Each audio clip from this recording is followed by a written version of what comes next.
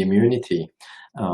We all know immunity right now is really important for us to be strong, especially when we are dealing with people who might have virus or pathogen or bacteria or whatever.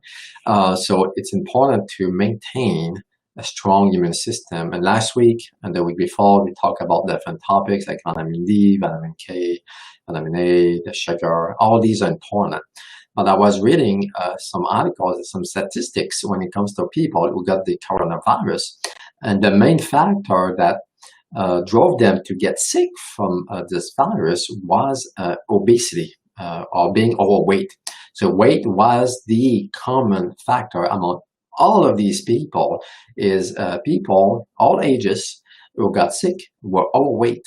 So basically, if you're 10, 15 pounds overweight, your immune system is weaker and you're more at risk to get sick from pathogen like virus and bacteria. So the point of the articles I read was that it's important to maintain a healthy weight.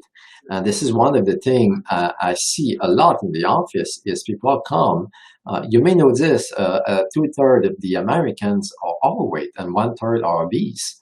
And 1/3 of teenagers are obese, overweight. So weight is a major problems in our country.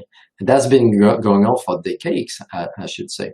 What has been driving obesity was a change that happened in the 70s. So you may know this, before the 70s, for about 20 years, from the 50s up to the 70s, we started seeing an increase of heart disease.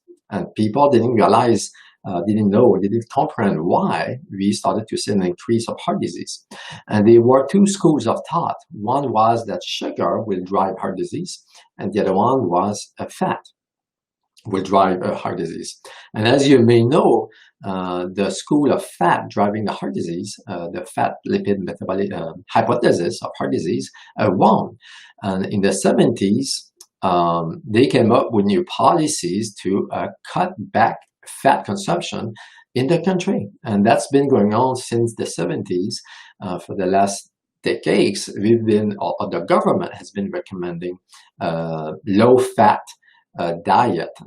And the last recommendation were 10% of your diet should be fat, meaning that most of the other parts of your diet is carbs driven. So as you may know, we've been observing an increase of heart disease, an increase of cancer, an increase of obesity, an increase of diabetes, an increase of osteoporosis, an increase of autoimmune problems since they make that recommendation in the 70s. So we know today from a lot of science that fat actually was not the cause of heart disease. As a matter of fact, fat can be protective of heart disease. Good, healthy fat is really important for your heart. As a matter of fact, actually, your heart, the main source of energy for your heart is fat. So if you don't have enough fat in your diet, you actually affect your heart function. And that's why we've been seeing an increase of obesity in the last 40, 50 years is an increase of sugar consumption, carbs, so which drives this epidemic of weight problems. So as you get overweight over time, there's a few things going on. One is you increase the inflammation in the body. So inflammation, I've seen it so many times, can depress the immune system. I see that often in the office. So people who are overweight are more at risk because of the inflammation. They have inflammation issue, joint problems, or swelling, and all kinds of different symptoms related to that. So, and then when you are putting on weight, you make more estrogen. Your body naturally, from the fat cells, make more estrogen, which is the vicious cycle. Because when you become estrogen dominant, you make more fat cells and you gain more weight and so on and so on. So over time, you gain weight. That's why one day, sometimes people, 20 years later, they wake up 50 pounds overweight. So they slowly put on weight because of this estrogen resistance. So estrogen dominance depress or suppress the immune system as well. So that makes you more at risk of getting sick from virus and bacteria. And then when you have this weight issue, you have this insulin resistant issue as well. So it's another vicious cycle as your body becomes resistant to insulin.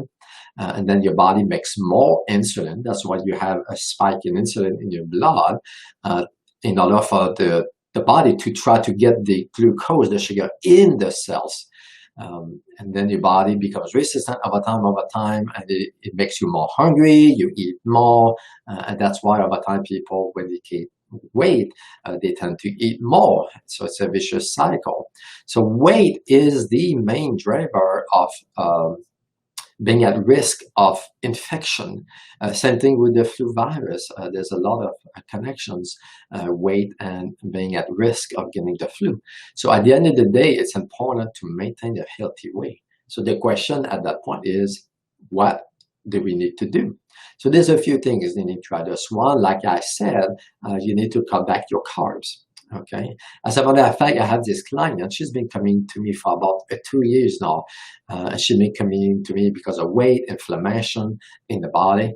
And then we slowly cut back the carbs. It took some time to cut back to almost no carbs. And she started losing some weight and the inflammation is going down. So carb is the main factor when it comes to weight problem. And that's why the keto diet, for example, or the low carb diets are so popular for weight loss because they work. Sometimes they do not work. I have another client, she came and she'd been eating keto, really good diet, but she was not able to lose the weight. So in her case, there was a thyroid issue. So that's my second point is you need to look at your hormones. Are your hormones all in balance? How your thyroid okay?